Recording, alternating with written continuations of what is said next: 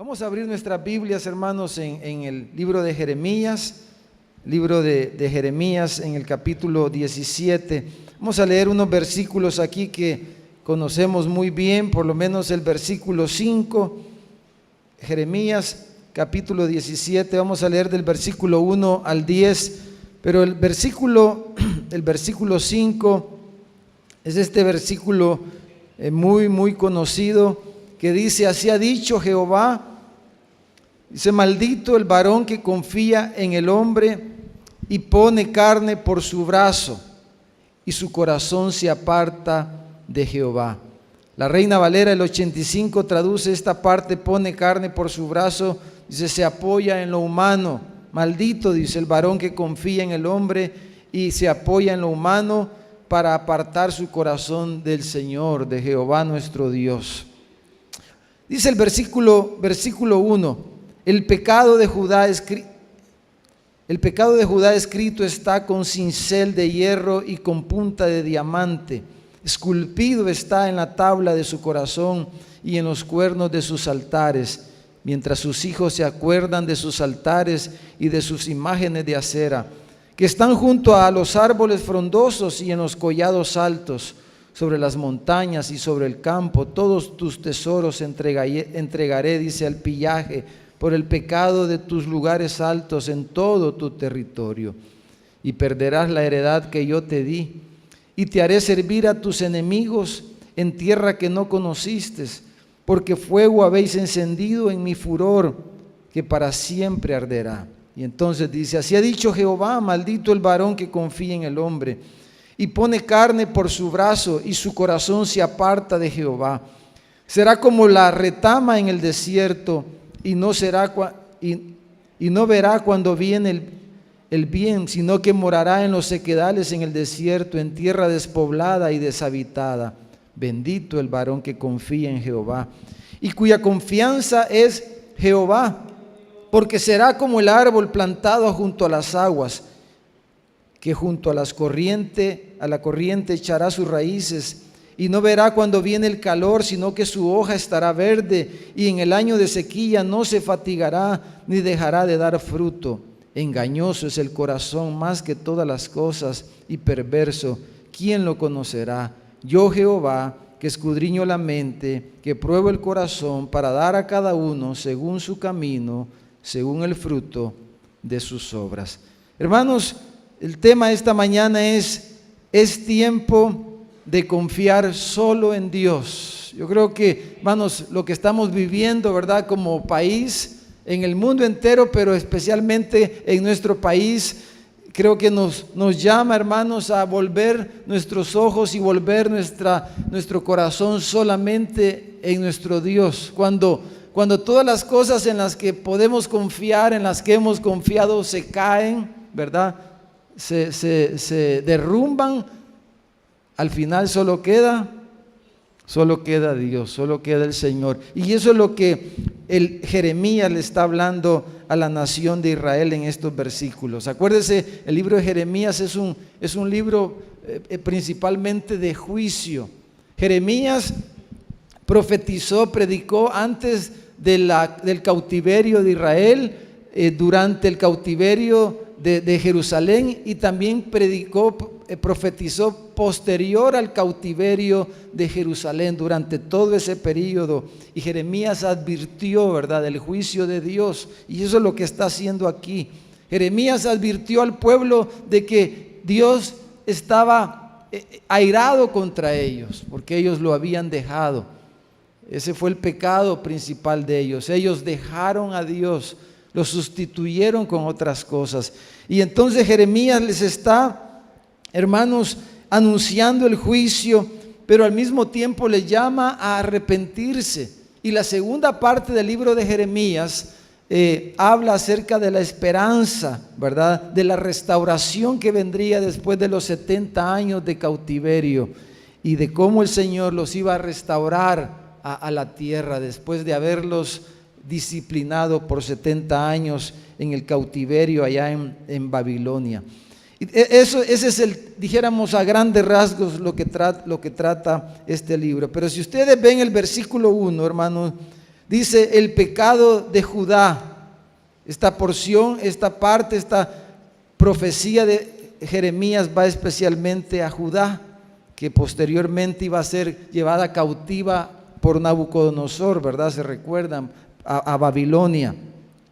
Dice el pecado de Judá, dice, está escrito con su cincel de hierro y con punta de diamante.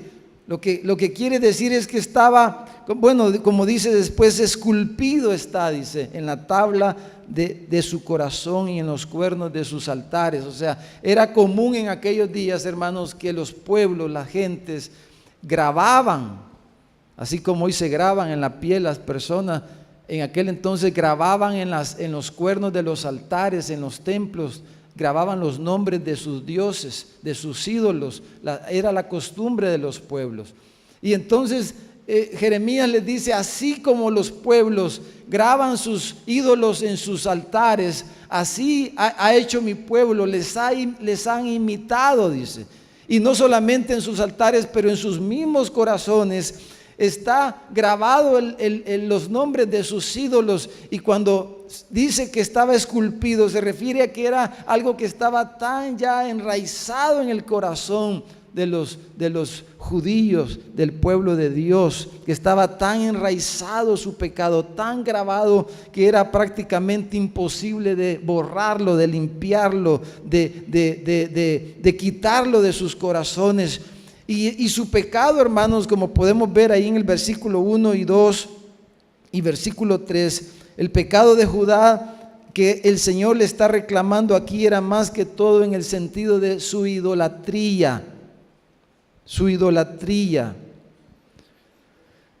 Habían dejado de confiar en Dios. Aparentemente para ellos todo estaba bien. Pero Dios, como dice el versículo 9, versículo 10, que escudriña el corazón, que escudriña la mente. Él estaba viendo en el corazón de su pueblo la idolatría, todos sus ídolos en los cuales confiaban ellos y por los cuales habían dejado al Señor fuera de sus vidas, fuera de sus corazones. Y ese es el reclamo que Dios les está haciendo aquí.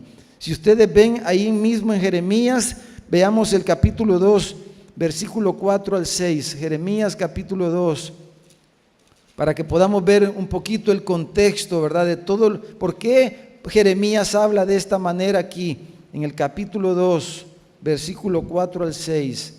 Dice, oíd la palabra de Jehová, casa de Jacob, y todas las familias de la casa de Israel. Así dijo Jehová, qué maldad, dice, hallaron en mí vuestros padres, que se alejaron de mí y se fueron tras la vanidad y se hicieron vanos. Y no dijeron, ¿dónde está Jehová que nos hizo subir de la tierra de Egipto, que nos condujo por el desierto, por una tierra desierta y despoblada, por tierra seca y de sombra de muerte, por una tierra por la cual no pasó varón, ni ahí habitó hombre? ¿Por qué, dice, no preguntaron por mí? ¿Por qué no me buscaron, sino que me dejaron? Dice. Y mire el capítulo, ahí mismo en el capítulo 2, versículo 12 y 13, dice, espantaos, dice, cielo, sobre esto, y horrorizaos, desolaos en gran manera, dice Jehová, porque dos males ha hecho mi pueblo. Me dejaron a mí, fuente de agua viva, y cavaron para sí cisternas rotas que no retienen agua. O sea que Israel, hermanos, dejó a Dios, el pueblo de Dios lo dejaron a Él y se fueron tras ídolos. En vez de confiar en Él, confiaron en otras cosas. Y Jeremías, en nombre de Dios, les está reclamando estos. Hermanos, hay momentos en la vida que somos más propensos, ¿verdad?, a confiar en otras cosas en vez de poner nuestra confianza en Dios. Hay momentos como cuando quizás nos va bien en nuestros negocios, cuando recibimos una herencia, cuando estamos rodeados de nuestros amigos en quienes confiamos, en nuestras familias, cuando tenemos salud y nos sentimos con fuerza.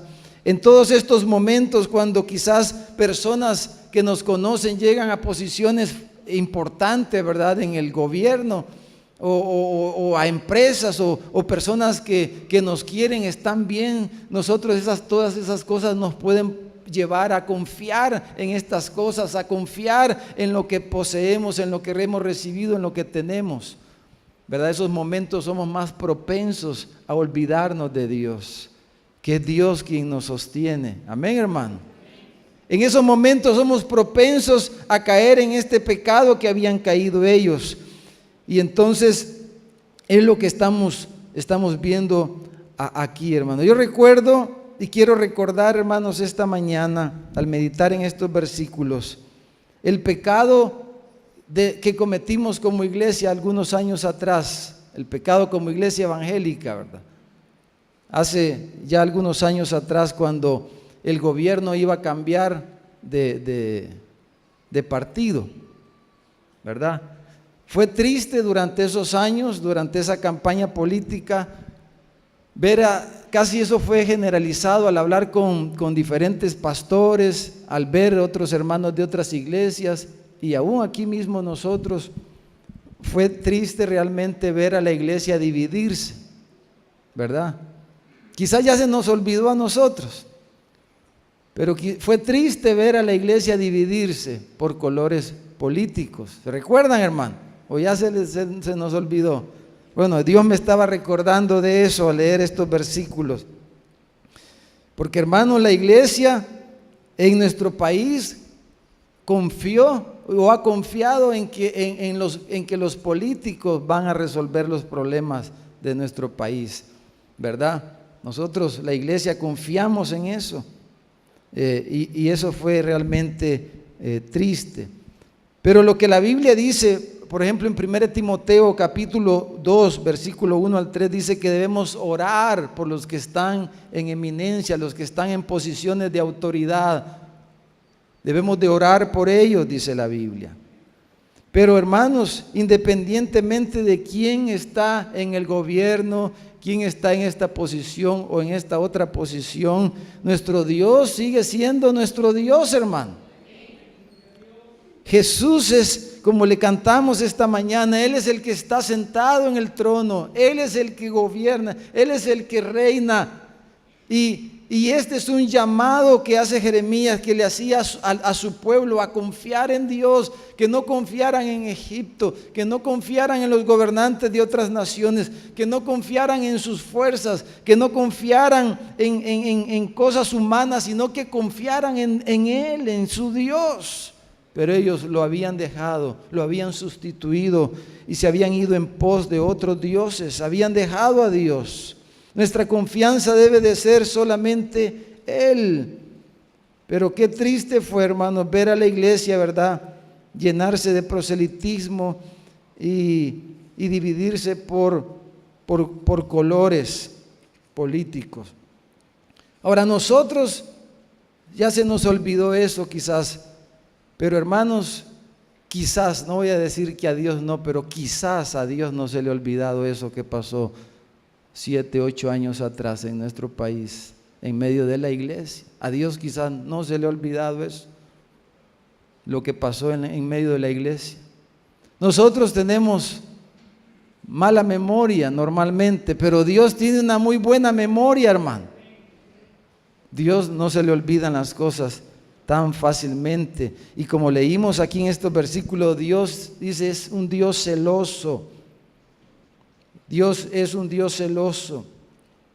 Y quizás, hermanos, nos está pasando, ¿verdad?, lo que le pasó a los israelitas en el desierto, cuando dice, el Salmo dice que ellos tentaron a Dios en su corazón pidiendo comida a su gusto, cuando dijeron, ya nos cansamos de este maná, que ya hasta aquí nos tiene el maná, ¿verdad? Queremos carne y cebollas y ajos como comíamos allá en Egipto. Volvámonos a Egipto, dijeron ellos. Y entonces Dios sopló y trajo codornices y les dio carne hasta que se hartaran. Hasta que la carne les salía por las narices y se intoxicaron de carne y murieron miles ese día en Israel. Y hermanos, quizás Dios, hermano, nos está dando un poquito de ese remedio que Él usa muchas veces, ¿verdad? Porque hermano, porque Dios nos está hartando de los políticos, ¿verdad? Eso está pasando en todo el mundo, pero aquí nosotros, Dios nos quiere quizás hartar de los políticos, de la política, pero sobre todo de pensar que esa es la manera en que nos va a ir bien a nosotros, al pueblo de Dios.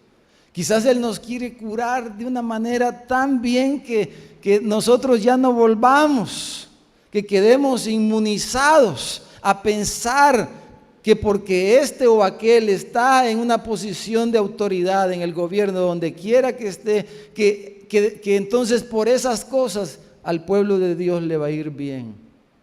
Dios nos quiere curar, creo yo, de eso. Ahora, un paréntesis, hermano, no estoy diciendo la política no es pecaminosa en sí misma. El problema no es la política.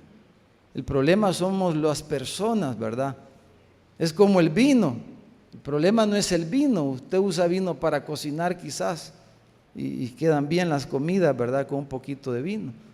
En la Santa Cena usamos vino nosotros y hacemos un uso santo, un buen uso del vino y la usamos para recordar lo que Cristo hizo por nosotros. De igual manera la política, hermano, el problema de la política es el uso que se le da a la política. Yo no estoy diciendo que la política es mala en sí misma. El problema siempre es el corazón del hombre. Amén, hermano. Ahora, Jeremías, hermano, menciona aquí 3 cosas que pasan o por qué ocurren cuando no confiamos en Dios y por qué debemos de confiar en Él. Número 1, lo que estamos mencionando es que cuando no confiamos en Dios, hermanos, es porque nos hemos entregado a la idolatría, lo hemos sustituido a Él. Eso es lo primero que hemos estado hablando. Número 2, cuando esto ocurre, hermano, Él nos entrega al engaño sutil del pecado. Como dice el versículo 9, ahí en Jeremías 17, ¿verdad? Dice el versículo 9 y versículo 10, engañoso, dice, es el corazón, más que todas las cosas, y perverso, ¿quién lo conocerá? Dice. Yo lo conozco, dice el Señor, que escudriño la mente, escudriño el corazón. El corazón, hermanos, del ser humano, nuestro corazón es tan engañoso. Ellos pensaban que les iría bien. Estaban convencidos de que les iba a ir bien, y hasta que vino Babilonia, hasta que vino Nabucodonosor y vieron sus ejércitos entrar en la ciudad, hermanos, hasta entonces dijeron, era cierto lo que decía Jeremías. Pero mientras tanto ellos estaban convencidos de que no les podía ir mal, de que ellos estaban bien con Dios, a pesar de que la palabra, a pesar de que el profeta estaba con la palabra, estaba la profecía, la predicación ahí constante, pero ellos seguían empecinados y creían. Miren en el capítulo 4 de Jeremías, en el versículo 10, lo que dice aquí Jeremías. Capítulo 4, versículo 10, dice, ay, Jehová Dios.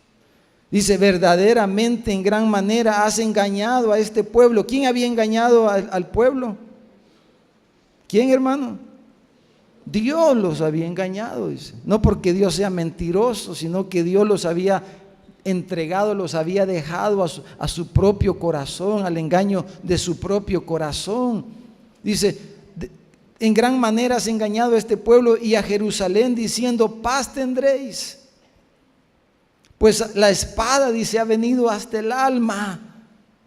Ellos han creído, dice Jeremías, y vinieron los falsos profetas y dijeron, y profetizaban paz, paz, paz a Israel, paz, paz a Jerusalén. Y Jeremías era el único que hablaba lo que iba a ocurrir, y todos los falsos profetas decían paz, paz, prosperidad para el pueblo de Dios, paz, paz, prosperidad para Israel, paz, paz, paz para Jerusalén, paz, paz, paz para Judá. Y solo Jeremías, y por eso Si usted recuerda la historia, Jeremías fue hasta el calabozo, fue preso. El rey lo metió preso por estar hablando de esta manera. Y todos anunciaban paz y paz y paz.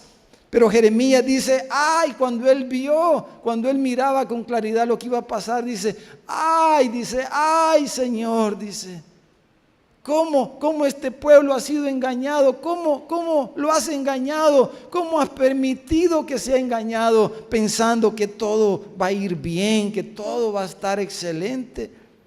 Sí. ¿Cómo están engañados si ya la espada ha venido hasta el alma, les ha penetrado y no se han dado cuenta? Dice. Miren el capítulo 5, versículo 12 de Jeremías.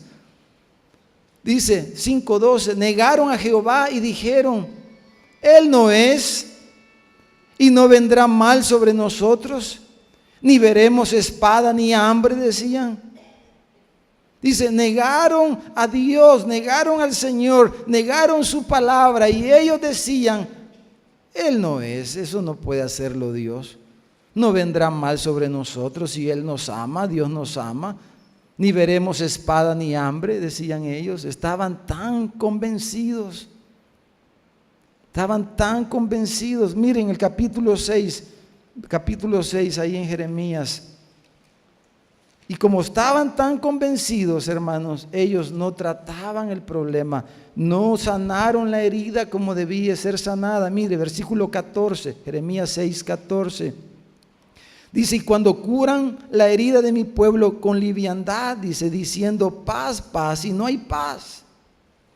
Dice, se han avergonzado de haber hecho abominación. Ciertamente no se han avergonzado, ni aún saben tener vergüenza. Dice, por tanto caerán entre los que caigan. Cuando los castigue caerán, dice Jehová. Así dijo Jehová. Paraos en los caminos y mirad y preguntad por las sendas antiguas cuál sea el buen camino y andad por él y hallaréis descanso para vuestra alma. Mas dijeron, no andaremos. Dice, puse también sobre ustedes atalayas que dijesen, escuchad al sonido de trompeta. Y dijeron ellos, no escucharemos. Por tanto, oíd, naciones, y entended, oh congregación, lo que sucederá. Oye tierra, he aquí yo traigo mal sobre este pueblo, el fruto de sus pensamientos, porque no escucharon mis palabras y aborrecieron mi ley. Hermanos, eso era lo que estaba hablando Jeremías. Lo que Jeremías está diciendo en el capítulo 17, lo que iban a ocurrir, iban a cosechar el fruto de sus obras. ¿Por qué? Porque habían dejado al Señor y habían confiado en otras cosas y no estaban confiando en el Señor. Que ellos iban a cosechar. Mire, dice al final, si regresamos al capítulo 17, capítulo Jeremías 17, en el versículo 13 dice, oh Jehová, esperanza de Israel, todos los que te dejan serán avergonzados y los que se apartan de mí serán escritos en el polvo, o sea, van a morir porque dejaron a Jehová manantial de aguas vivas, dice. O sea, y el versículo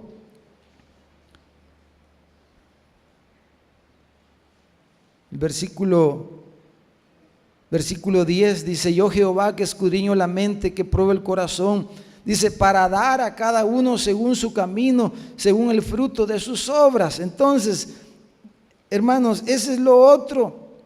Cuando no confiamos en Dios, entonces nos hemos vuelto a la idolatría, somos entregados al engaño sutil del pecado, pensando que todo está bien. Y hermanos, las personas sufrimos las consecuencias, cosechamos el fruto de nuestras obras, de nuestra actitud hacia Dios. Ahora, hermanos, nosotros, ¿verdad? Como país, El Salvador, hermanos, porque estamos hablando, sí, estamos viendo lo que le pasó a Israel, pero queremos hablar de nosotros, ¿verdad, hermano? De nuestro país, nuestra nación. Hermanos, El Salvador está sufriendo esto que estamos leyendo aquí. Nuestro país está sufriendo esto. El Salvador está sufriendo las consecuencias de su falsa profesión de fe. La iglesia evangélica en El Salvador somos los responsables del juicio de Dios, porque estamos cosechando las consecuencias de la falsa profesión de fe que la iglesia, estoy hablando en términos generales, de fe que la iglesia evangélica ha enseñado y ha profesado. Y como dice aquí, dice, los voy a entregar al pillaje, dice. ¿Qué versículo es que dice eso, hermano? En el capítulo 17 que leímos. Si lo puede encontrar. 3. Dice, sobre las montañas y sobre el campo, todos tus tesoros entregaré, dice, al pillaje. ¿Cómo se llama el pillaje hoy en nuestro país, hermano? ¿Cómo se llama? Pero el pillaje, extorsión, ¿verdad? Se llama en nuestro país. Extorsión se llama en nuestro país. El pillaje que habla, aquí se llama extorsión. Estamos entregados a la extorsión en nuestro país. Quizás muchos de nosotros, por la misericordia de Dios, ¿verdad?, no sufrimos eso, pero muchos de ustedes sufren eso. Y muchos hermanos de otras iglesias y mucha gente en nuestro país sufre a diario. Viven llenos de temor, de angustia cada día por la extorsión, por las amenazas a muerte. Y tienen que sacar el dinero que han hecho con su trabajo, entregarlo. Eso es pillaje, ¿verdad? Entregarlo a personas que les despojan de su dinero, de sus ganancias, de sus bienes, con amenazas, con muerte. Nuestro país está entregado al pillaje. La extorsión es el negocio más grande en nuestro país. La extorsión es el negocio más numeroso de nuestro país, y nuestro país está entregado a la extorsión en todos los ámbitos. Y hermanos, esta semana hemos sido testigos, ¿verdad? Estamos en una convulsión política en nuestro país y solo Dios sabe lo que va a pasar. Pero como iglesia no podemos estar indiferentes, ¿verdad?, con todas las resoluciones que ha dado la Corte Suprema de Justicia, especialmente esto del abrogar la ley de amnistía y más las otras cosas. Pero esto, ahí sí se han puesto de acuerdo casi todo el mundo, ¿verdad? Y quizás Dios quiere usar eso para que se pongan de acuerdo, hermano, ¿verdad? Nosotros tenemos que pensar que cuando pasan cosas así, vemos cosas malas, lo bueno que Dios quiere hacer con eso, porque los pensamientos de Dios, dice, son buenos para nosotros. ¿Cuál es el bien que quieres hacernos, Señor, al permitir estas cosas? ¿Qué es lo que quieres obrar positivamente en nosotros, Señor, al permitir estas cosas? Pero, hermano, estas resoluciones, hermano, esta situación puede desencadenar más problemas en nuestro país, más dificultades, más conflicto, más confrontación, y quienes van a salir ganando de esto va a ser la delincuencia, la inseguridad y todas estas cosas. Porque entonces la gente que debe de trabajar, la gente que está en el gobierno, en las posiciones de autoridad, ya sea en el poder judicial, los jueces, los abogados, todos los magistrados, o los señores diputados en la Asamblea Legislativa, o el presidente con todos sus ministros y todos los que están en posiciones de autoridad, todas estas personas que son los llamados y son los obligados a trabajar en bien del país, en vez de que los problemas del país se resuelvan. Entonces, en vez de trabajar en eso, si ya trabajan poco en eso, entonces ya no van a tener nada de tiempo para eso, para estarse defendiendo y atacándose en los tribunales y a saber qué pudiera ocurrir. Entonces, el país puede caer en una situación anárquica, mucho más de lo que hemos estado. Entonces, digo, en esto, hermanos, todos están de acuerdo en que no debieron haber hecho eso, pero ya hecho está. Y una cosa positiva es que casi todos están de acuerdo en que no deberían de haber hecho eso, ¿verdad? Eso es positivo. Israel fue entregado a sus enemigos. Y hermanos, Israel lloraron, los judíos, el pueblo de Dios lloró al ver a sus hijos ir cautivos a Babilonia. Si usted lee los pasajes allá al final del segundo libro de Crónicas y lee los otros pasajes de Jeremías, Ezequiel, los hijos fueron llevados en cadenas. Allá llegó Daniel, ese muchacho, y sus amigos, y ellos vieron a sus hijos recibir las consecuencias de su maldad, de su idolatría, las consecuencias de dejar a Dios y confiar en otras cosas. Ellos vieron las consecuencias en sus hijos. Y mire el capítulo 17 en el versículo 2. Dice: mientras sus hijos se acuerdan de sus altares y de sus imágenes, ellos llevaron y guiaron a sus propios hijos a la idolatría. Ellos no pusieron a Dios en primer lugar en sus casas, en sus hogares. Ellos no pudieron enseñar a sus hijos que el Señor es el Señor, que Dios es el Dios del cielo y de la tierra. Ellos guiaron a sus propios hijos a la idolatría, a dejar a Dios, y luego vieron en sus hijos las consecuencias de sus caminos. Eso es lo que Jeremías está diciendo aquí. Ahora, pero veamos la parte positiva, hermano. Veamos cuando confiamos en Dios. Cuando confiamos en Dios. Vamos a ir al capítulo 31, hermanos, de Jeremías. Veamos la parte, el llamado que Jeremías está haciendo aquí al arrepentimiento.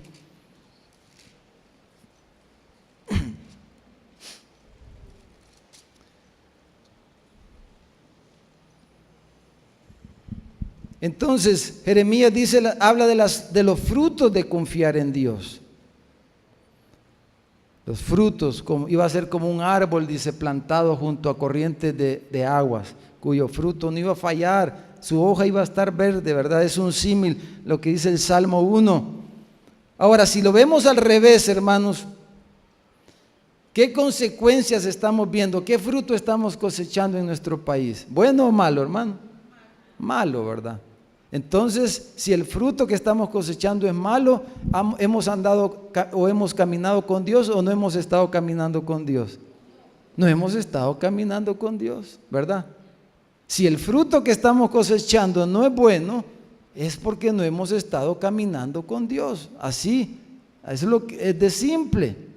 Si tú caminas con Dios, está diciendo Jeremías, pues tú vas a cosechar los frutos como un árbol frondoso, como un árbol junto a corrientes de aguas, que su fruto y su hoja no cae, está diciendo. Pero si estamos cosechando malos frutos, es porque no estamos caminando con Dios.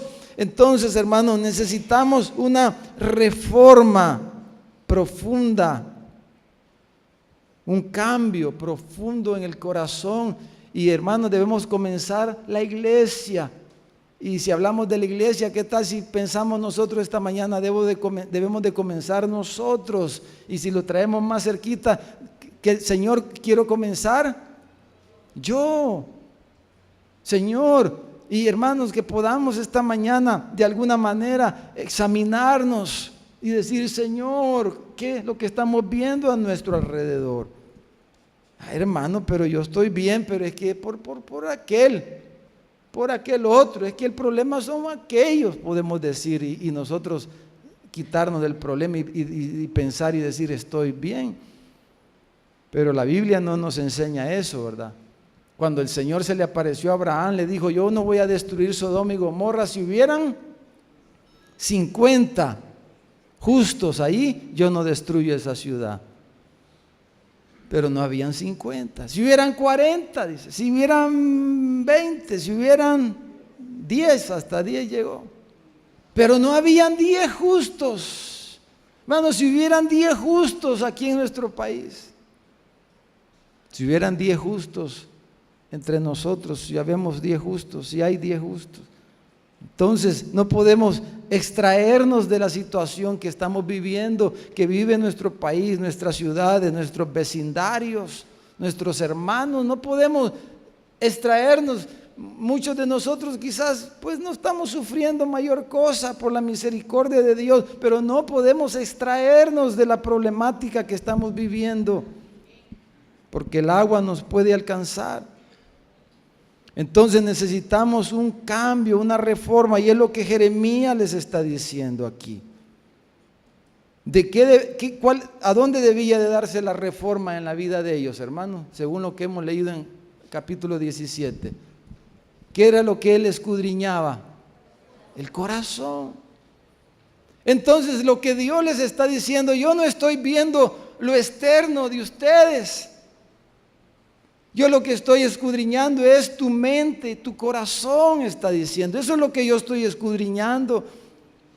Lo que yo quiero es un cambio profundo, una reforma profunda, pero no algo exterior, está diciendo el Señor a través de Jeremías, sino que quiero una reforma en tu corazón, en tu mente. Una manera diferente de pensar, una manera diferente de sentir. Vemos hermanos, cuando estamos con Dios, cuando estamos confiando en Dios, siempre Dios nos va a estar llevando a la necesidad de cambiar, de mejorar, de ser distintos. Y siempre vamos a estar viendo de alguna manera cambios en nuestro medio, en nuestras vidas, en nuestros hogares, en nuestros matrimonios. Si estamos con Dios, deben de estar ocurriendo cambios para bien. Amén, hermano.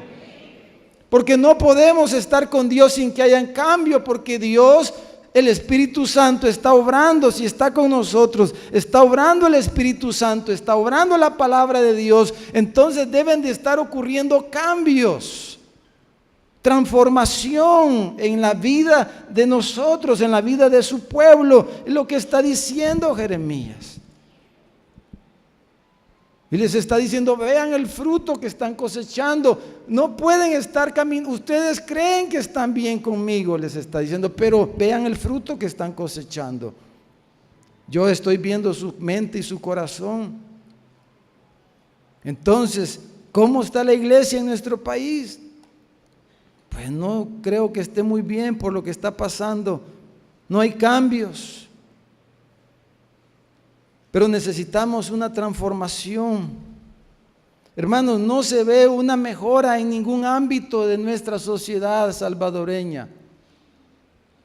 Díganme algún área donde se vean progresos, cambios, mejoras en nuestro país. En nada, hermanos. Entonces debemos decir, Señor, ¿qué pasa, Señor? ¿Cómo me estás viendo? ¿Cómo nos estás viendo? Porque si solo hubiera uno como Lot, pues que nos saque el Señor antes que caiga el fuego. Pero si hay más, entonces tenemos que volvernos y decir, Señor, ¿qué está pasando, Señor? Perdónanos, ayúdanos. Perdona nuestra idolatría, nuestro pecado. Y la iglesia somos los primeros en llamados a cambiar. Ahora piense por un momento, hermano, ¿hay algo que debería de cambiar en su vida? Le quiero dar 30 segundos para que piense en esa pregunta. ¿Hay algo que debería de cambiar en su vida, en su matrimonio, en su familia? ¿O todo está bien, que no hay nada que debería de cambiar, hermano? ¿Hay algo que debería de cambiar en nuestras casas, en nuestras vidas, hermano? Piensen por un momento. ¿Hay algo?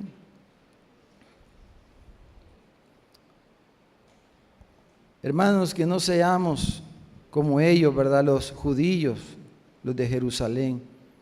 Ellos pensaban que porque eran de Judea, que eran judíos, que eran el pueblo de Dios, no les podía pasar las cosas que les pasaron después. Ellos pensaban eso, que porque llevaban el nombre de Dios, porque eran el pueblo de Dios, no les podía venir calamidad, y les vino. Pero ellos pensaban que porque llevaban el nombre de Dios. Hermanos, eso es común en nuestro medio. Creemos que porque nos llamamos evangélicos, todo va a estar bien. Pensamos que porque llevamos el nombre de evangélico y nos declaramos evangélicos, nos va a ir bien todo, hermano. Eso es mentira, hermano. No es por llevar el nombre de evangélico que nos va a ir bien.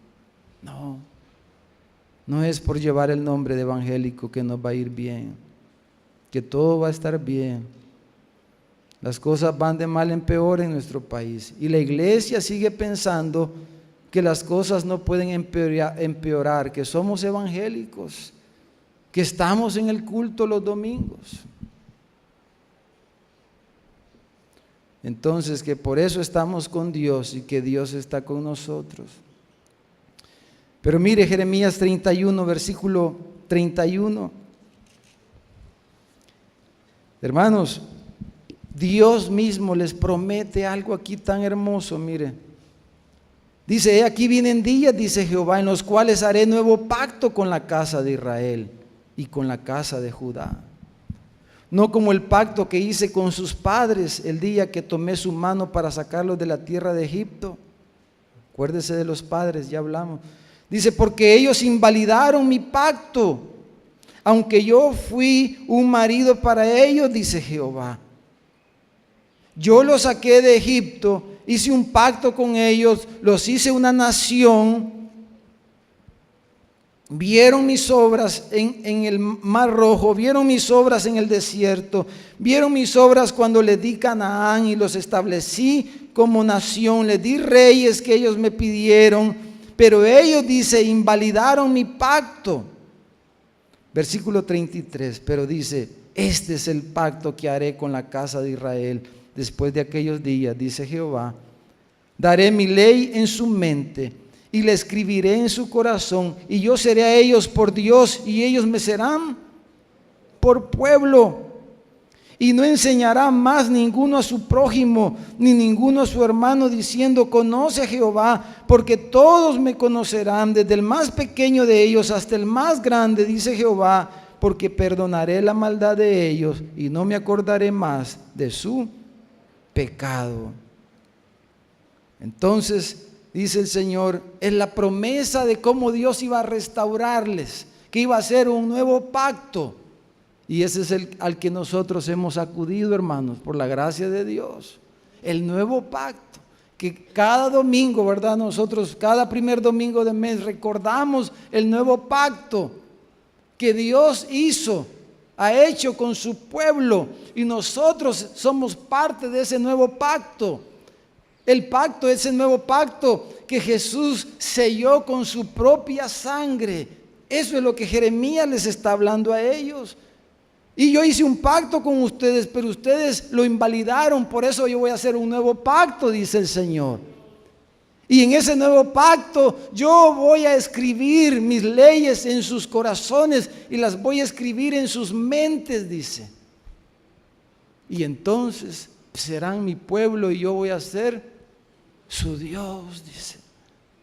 Ustedes han esculpido los nombres de los ídolos en sus corazones y en los cuernos del altar, pero yo voy a escribir mis leyes en sus corazones y en sus mentes. Yo lo voy a hacer, dice el Señor. Y esa es la promesa que el Señor le hizo a Israel, que Él iba a hacer esto. ¿Para qué? Para que las cosas pudieran cambiar. Era la única solución, ya que ellos lo habían invalidado, el antiguo pacto. Este pacto sería diferente. Este pacto sería un pacto incondicional, un pacto que estaba basado en la fidelidad de Dios y no en el cumplimiento de las personas, de los hombres. Amén, hermano. Un pacto que iba a ser llevado a cabo completamente por el mismo Señor, el pacto de gracia, el nuevo pacto, el que dijo Jesús la noche que iba a ser entregado, cuando tomó el pan y lo partió, y cuando tomó la copa y dijo: este es mi sangre, que dijo la señal del nuevo pacto, la sangre que yo voy a derramar. Y él selló ese nuevo pacto que Jeremías le ofreció a la nación de Israel. Dijo: con este pacto, dijo Jesús, este es el nuevo pacto que yo voy a sellar con mi propio cuerpo y con mi propia sangre, con mi propio sacrificio. Y ese nuevo pacto, hermanos, es el Evangelio. Entonces, todo lo que estoy diciendo, ¿qué es lo que quiero decir finalmente, hermano? Que solo hay una solución para el ser humano. Solo hay una manera, solo hay una solución, hermanos, para el ser humano. Y ese es el Evangelio. No hay otra solución. No hay otra manera de que hayan cambios profundos. No hay otra manera que haya cambios en el corazón de las personas. No hay otra manera que nuestros hijos cambien. No hay otra manera en que yo cambie. No hay otra manera en que mi hermano cambie. No hay otra manera que una sociedad cambie. La única manera es el Evangelio. El Evangelio es la única solución y es la promesa de Dios para su pueblo. Es la promesa que Dios nos ha dado.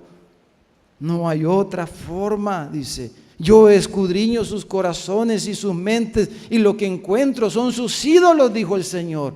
Pero yo voy a hacer un nuevo pacto con ustedes. Yo voy a escribir mis leyes. Mire el versículo ahí en el capítulo 31. Leamos unos versículos más aquí. Versículo 35. Los que siguen, dice: así ha dicho Jehová, que da el sol para dar luz del día, las leyes de la luna y de las estrellas para luz de la noche, que parte el mar y braman sus ondas. Jehová de los ejércitos es su nombre. Dice, mire, si faltaren estas leyes delante de mí, dice Jehová, o sea, si un día dejara de salir el sol, si un día dejara de aparecer la noche, si algún día el mar dejara de bramar con sus olas, entonces dice: también la descendencia de Israel faltará para no ser nación delante de mí eternamente. ¿Qué está diciendo? Que eso nunca iba a suceder. Nunca iba a suceder eso. Porque Él se está comprometiendo. Así ha dicho Jehová, versículo 37. Si los cielos arriba ¿se pueden medir los cielos arriba, hermano? No. Y explorarse abajo los fundamentos de la tierra. También yo desecharé toda la descendencia de Israel por todo lo que hicieron, dice Jehová. Dice: si se puede medir el cielo, si se puede investigar todo lo que está debajo de la tierra, entonces yo voy a dejar de hacer esto con ustedes, dice el nuevo pacto. Entonces lo que Él está diciendo: no, yo no lo voy a dejar de hacer. Yo voy a cumplir mi promesa. Yo les voy a dar un nuevo corazón, les voy a dar una nueva mente, está diciendo. Donde va a estar mi palabra y donde van a estar mis leyes, está diciendo el Señor. Mire el versículo 29, por lo de los hijos que hablamos. Mire, antes del versículo 31, versículo 29 y 30. Dice: en aquellos días no dirán más: los padres comieron las uvas agrias y los dientes de los hijos tienen la dentera. Eso es lo que leímos en Jeremías 17. Ustedes guiaron a sus hijos a la idolatría, dijo. Y ustedes van a ver a sus hijos sufrir las consecuencias por el pecado de ustedes. Sus hijos van a pagar. Pero mire el nuevo pacto. Mire qué descanso para nosotros los papás, porque mire, dice el versículo 30. Dice: en aquellos días ya no va a pasar así, dice, sino que cada cual morirá por su propia maldad. los dientes de todo hombre que comiere las uvas agrias tendrán la dentera, dice. Dice, no van a pagar tus hijos por tus pecados, no te preocupes. Ese es el nuevo pacto, hermano. ¿No le da un aplauso al Señor, hermano?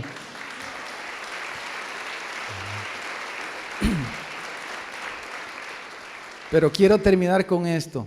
Mire, hermano, y todo lo que yo sé que he hablado mucho para los que tienen poco conocimiento del Antiguo Testamento, y muchas cosas que he hablado quizás se les hace un poco más difícil, perdónenme esta mañana. Pero lo que quiero concluir, si no lo vemos desde la palabra, hermano, solo son palabras de hombres. Pero son principios, hermano. Mire, ¿cuántos de nosotros, cuántos papás, hermano, muchas veces nos sentimos acusados y preocupados por las consecuencias que pueden sufrir nuestros hijos por nuestros pecados? Yo sé que muchos de nosotros hemos pensado en eso, pero hermano, ese es el antiguo pacto, ese no es el nuevo pacto. Sus hijos, eso de las maldiciones, y tristemente lo que se enseña, estuvo de moda hace un tiempo, las maldiciones generacionales y todo eso, eso está abrogado con el nuevo pacto, lo acabamos de leer, ¿o no, hermano? Eso está abrogado. En Cristo somos libres, hermanos, por eso lo cantamos, de toda maldición. Cristo llevó, Gálatas capítulo 3, Cristo llevó nuestra maldición en la cruz. Y mis hijos no tienen por qué sufrir las maldiciones mías. Ellos van a pagar por su propia maldad, por su propio pecado, pero no por los míos, está diciendo. Es la promesa del nuevo pacto. Es la promesa que Dios estaba haciéndole a su pueblo. Eso estaba incluido aquí. Ahora, hermanos, todas las promesas de Dios están concentradas en el Evangelio. Es lo mejor que le podemos dar a nuestros hijos y a las gentes, a las personas. Por eso debemos de compartir el Evangelio. Pero compartir el verdadero Evangelio, hermanos. Porque aquí en nuestro medio lo que se ha predicado es un falso evangelio. Es un falso evangelio. Una mala aplicación de la ley de Moisés, pero ese no es el evangelio. Maldiciones y todas estas cosas que estamos hablando. Hermanos, ayer, por cierto, hubo un retiro de los hermanos que colaboran con los niños, y qué gozo, ¿verdad? Ver cómo el Señor, fue un tiempo tan lindo de preparación, la claridad que el Señor les está dando a los hermanos en cuanto a la centralidad del Evangelio de nuestro Señor Jesucristo, y que nuestros hijos puedan recibir eso y crecer en medio del Evangelio, hermano. Fue algo precioso ayer. Pero todas las promesas de Dios están concentradas en el Evangelio. Hermanos, es urgente en nuestro país, en nuestra Jerusalén, en nuestra Judea, que las personas necesitan una esperanza real. Muchas personas en nuestro país no quieren saber de la iglesia, no quieren saber de los evangélicos, no quieren saber de los pastores, no quieren saber de nosotros, porque han sido engañados, han sido lastimados, han sido tratados muy mal. Porque no hemos vivido el evangelio, sino otras cosas, hermanos. Y nosotros necesitamos explicarle eso a las personas, para ver si el Señor les trae esperanza. Es lo que Jeremías está haciendo aquí. Sí, miren las consecuencias de la idolatría, las consecuencias de dejar a Dios, las consecuencias de no confiar en Dios, son todas estas, son terribles, está diciendo. Pero hay una promesa para el pueblo de Dios. Hay un nuevo pacto que Él ha hecho con su propia sangre. Hay un nuevo pacto, hay promesas de Dios para su pueblo. Entonces, hermano, por ejemplo, la iglesia ha engañado a las personas haciéndoles creer que por hacer una oración ya son salvas, hermano. Eso es una mentira. Que por hacer una oración ya eran hijos de Dios y que todo les iba a ir bien. Haz esta oración y tus problemas se van a resolver. Ese es el mensaje, ese no es el evangelio. Haz esta oración, ya sos hoy un hijo de Dios, sos un hijo del Rey y hoy todo te va a salir bien, no te preocupes. Pero resulta que no todo le salió como ellos creían. Los frutos que estamos cosechando nos dicen que eso no era cierto. Que eso no era cierto, ¿o no, hermano? La realidad que vivimos nos dice que eso no era cierto, que era falso. Le hemos dicho a la gente que si cambian algunas cosas externas, ya están con Dios y que les va a ir bien.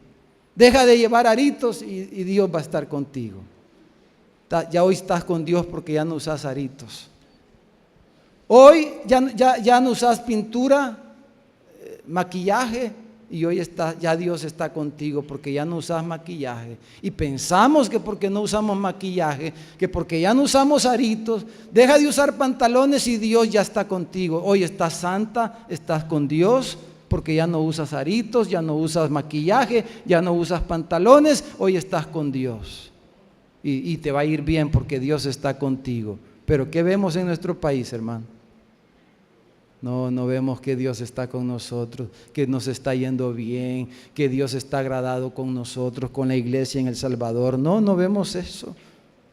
Porque le hemos dicho a la gente, cambia cosas externas y Dios va a estar bien contigo. Pero lo que Jeremías está diciendo, hermano, es cambia tu corazón. Cambia tu corazón, cambia tu mente. Cambia tu corazón y cambia tu mente. No cambies cosas externas. Sí, esa va a ser consecuencia. Pero no se trata de que cambies cosas externas. Se trata de que cambies tu corazón, tu mente. Que seas una nueva criatura, una nueva mujer, un nuevo hombre. Y no solamente una fachada evangélica. Sepulcros blanqueados. No, dice el Señor, cambia el corazón, pero la única manera de cambiar el corazón y cambiar la mente, dice el Señor, es el evangelio.